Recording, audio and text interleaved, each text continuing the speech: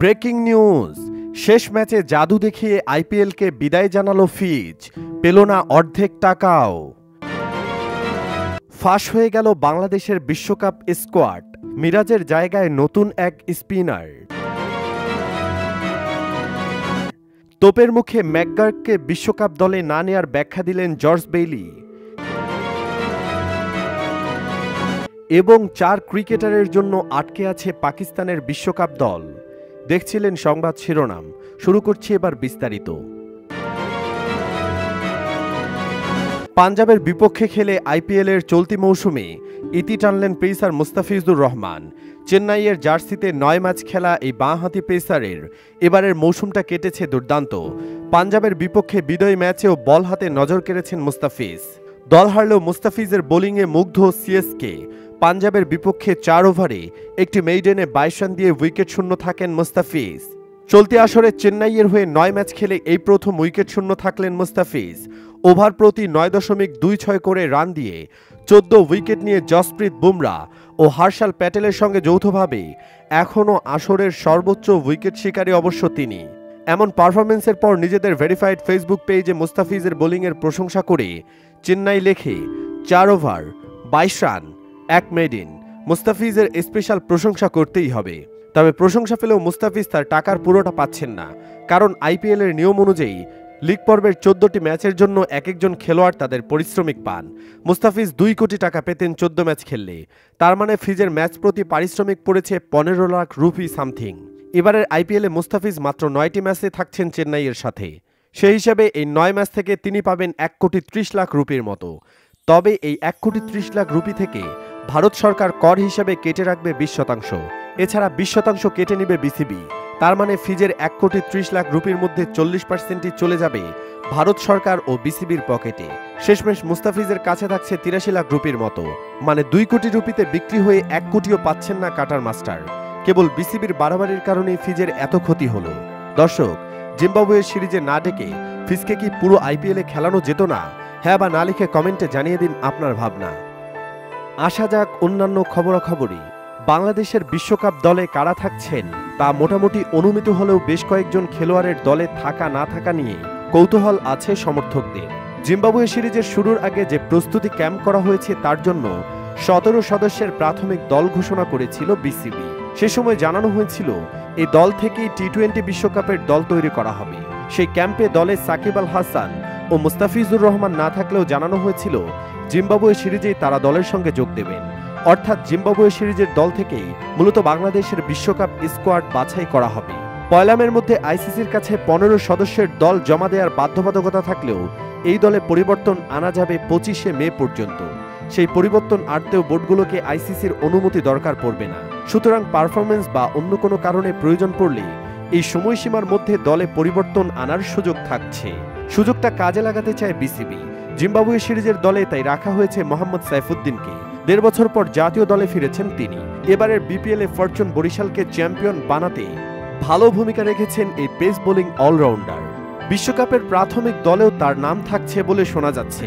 Zimbabwe সিরিজে প্রত্যাশা অনুযায়ী পারফর্ম করলে বিশ্বকাপের চূড়ান্ত 15 দলেও তার স্থান থাকবে বলে মনে করা হচ্ছে। সাইফুদ্দিনের মতো তানজিদ তামিমকেও 15 জনের প্রাথমিক দলে দেখছেন প্রায় সকলেই। জাতীয় দলের হয়ে এখনও টি-20 অভিষেক না হলেও বিপিএলে দারুণ ব্যাটিং করছেন এই বাঁহাতি। জিম্বাবুয়ে সিরিজের প্রথম 3 ম্যাচের স্কোয়াডে সৌম্য সরকার না থাকায় একাদশে তানজিদ তামিমের স্থান নিশ্চিত বলা চলে। ভালো কিছু করলে বিশ্বকাপের বহরে তার নামটাও থাকবে বলে আশা করা যায়। জিম্বাবুয়ে সিরিজে ভালো করলে তার প্রতিদ্বন্দ্বী হয়ে উঠতে পারেন পারভেজ হোসাইন ইমন। তবে ইমনের বিশ্বকাপ স্কোয়াডে জায়গা পাওয়ার চেয়ে রিজার্ভ দলে থাকার সম্ভাবনাই বেশি।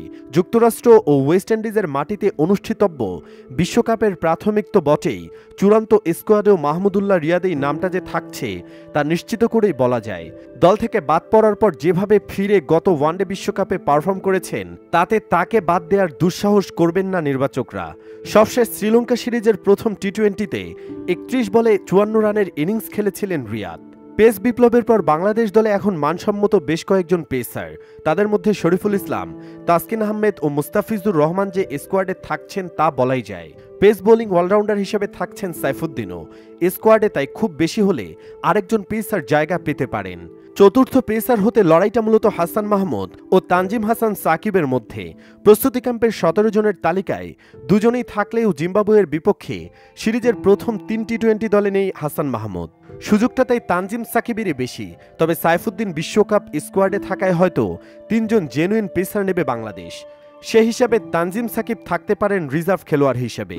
ওয়েস্ট ইন্ডিজ ও যুক্তরাষ্ট্রের কন্ডিশন অপেক্ষাকৃত স্পিন বান্ধব হওয়ায় স্কোয়াডে 3 স্পিনার থাকার সম্ভাবনাই বেশি। মেহেদী হাসান মিরাজ বিবেচনার বাইরে চলে যাওয়ায় শেখ মেহেদী, রিশাদ হোসেন ও তানভীর ইসলামী থাকার কথা স্কোয়াডে। তবে সাকিব আল হাসান যেহেতু বিশ্বকাপের স্কোয়াডে থাকছেন, সে বিবেচনায় একজন স্পিনার কম নিতে পারেন নির্বাচকরা। সেক্ষেত্রে তানভীরের কপাল পড়ার সম্ভাবনাই বেশি।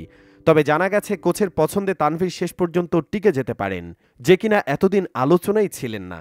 অন্যদিকে চলমান আইপিএলে ফর্মের তুঙ্গে আছেন জ্যাক ফ্রেজার ম্যাকগার্ক।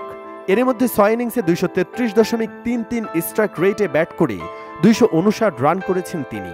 ডানহাতি এই ব্যাটার 3টি ইনিংসে হাফ সেঞ্চুরি হাঁকিয়েছেন।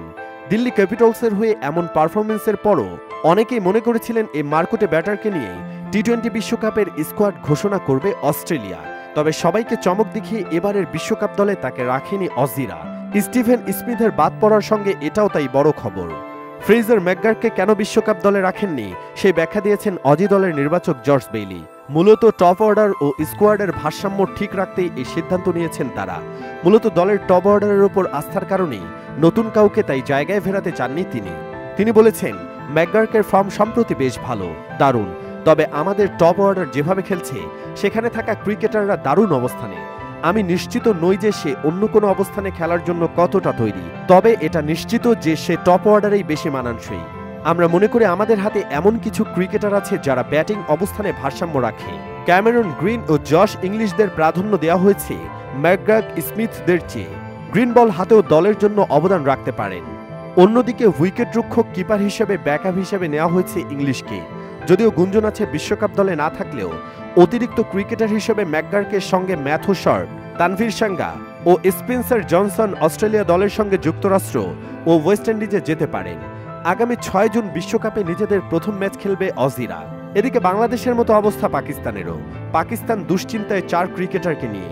বিশ্বকাপ দল সাজানোর আগে নির্বাচক প্যানেলের পাশাপাশি ব্যস্ত সময় কাটছে পিসিবির মেডিকেল বিভাগের। তারা হলেন হারিস রৌফ, আজম খান, মোহাম্মদ রিজওয়ান ও ইরফান খান নিয়াজি। পাকিস্তানের গণমাধ্যম জানিয়েছে রিজওয়ান, আজম ও ইরফান প্রায় সেরে উঠেছেন। তবে ফেব্রুয়ারির পর থেকে কোনো প্রতিযোগিতামূলক ম্যাচ না খেলা হারিস রৌফ এখনও চোট সারাতে কঠোর লড়াই করছেন লাহোর পুনর্বাসন প্রোগ্রামে। আর তাই নির্বাচকরা 24 মে পর্যন্ত অপেক্ষা করবেন এই ক্রিকেটারের জন্য। যদি সেরে ওঠেন 4 জনই পাবেন বিশ্বকাপের টিকিট। অপেক্ষা শুধু সুস্থ হয়ে ওঠার। নির্বাচক প্যানেল আপাতত এই 4 জনকে স্কোয়াডে রেখে দল সাজাতে পারেন বলে গুঞ্জন রয়েছে। আয়ারল্যান্ড সফরের আগে 3 মে শুরু হবে প্রস্তুতি ক্যাম্প।